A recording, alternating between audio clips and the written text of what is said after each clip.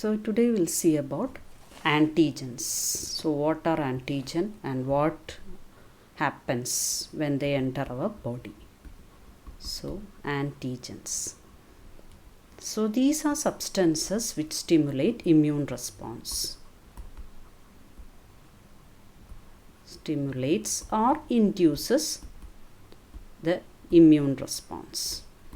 So this immune response against this antigens, sometimes they could be specific or sometimes they would be non-specific. So we'll be discussing the specific immune response here. So this could be this antigen, or the foreign body could be part of virus or a part of bacteria, or they could be some other cell or some substances, some cell, part of the cell, etc., some substances which could initiate the immune response. So every antigen, they are unique. So every antigen, they are unique. And what happens when the antigen enters our body? So the stimulation of immune response takes place. So as a product of this, our body starts producing antibodies. So these are specific proteins like substances or proteins which are produced by our body against this antigen. Against antigen. So our body responds by producing antibodies.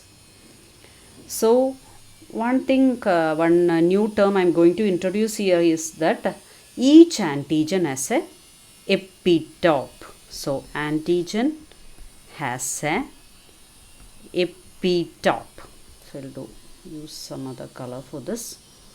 So each antigen has a epitope, or it is otherwise known as antigenic determinants. Antigenic determinants. What is this epitope of or antigenic determinants? These are actually the area of the antigen where the antibody attaches. So if you consider this as an antigen and this as an antibody,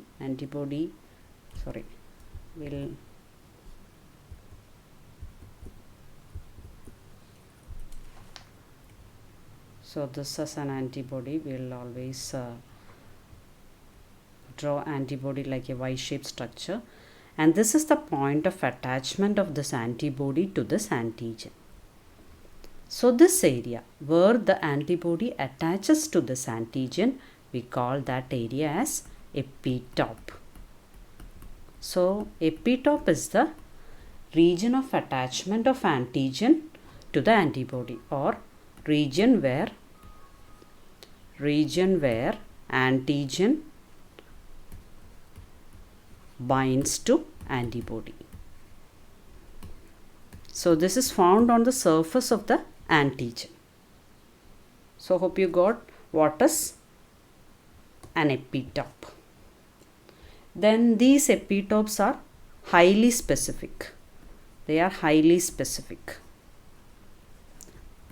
That means each antigen attaches to a particular antibody with that epitope. Any antibody cannot go and attach to that epitope. Each antigen has a specific antibody for the attachment to that epitope. So another important character of an antigen, of a good antigen, is that they will be having large molecular size. If the antigen is having large molecular size, then only it can initiate the immune response. So it could be of large molecular size, and the ideal size is greater than around 8000 Dalton molecular weight. Then only an antigen can initiate immune response.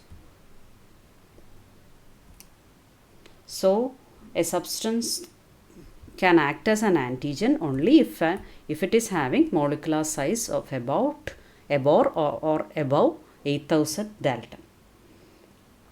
So another important thing about the antigen is that it is a substance which acts as an antigen in one species is not so in another species. So it is highly specific. Antigen is highly specific. For example, so it is species specific. Another important character of antigen is that it is species specific.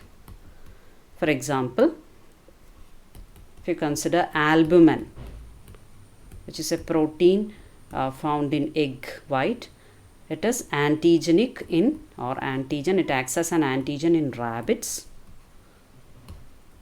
whereas in fowl it is not antigen, not an antigen. So that means every antigen is species specific. Then another term I want to introduce is that hapten. That is, sometimes this antigen will be having molecular weight below 5000 or something like that, very small antigen. So those antigens cannot initiate immune response. So so in order to initiate the immune response, this molecules has to get attached to a carrier. So mostly the carrier will be protein. So haptens, I'll say what it is. Haptens are small molecules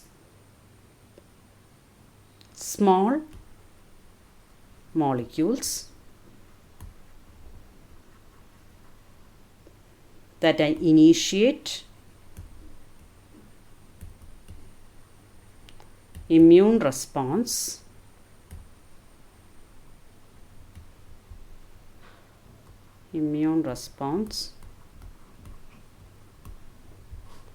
when attached to a carrier.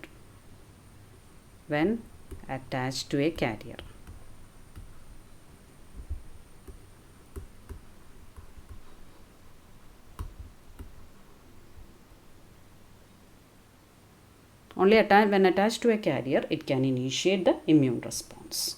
And this term was coined by Karl Landsteiner.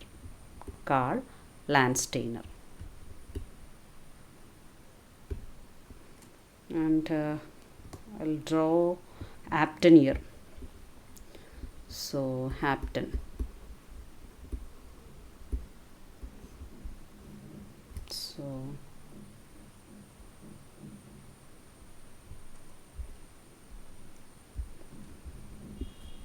these are small molecules. So they cannot initiate immune response as such. So they cannot be considered as antigen. So this hapten, what happens is that they combine with a carrier molecule. So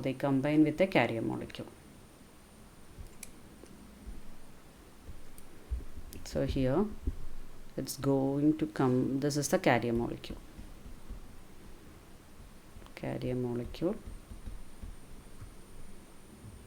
And what happens is that when it combines with the carrier molecule, so here again is the carrier molecule,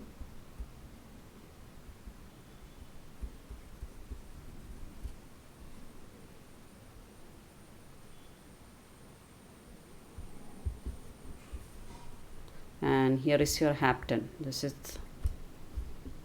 And here is your hapten. Sorry, the color has changed a little bit.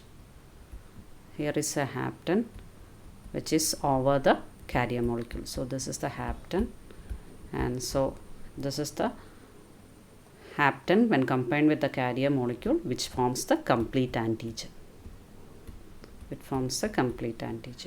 And this actually activates the B cells. B cells and all we'll deal later. Activates the B cells for immune response.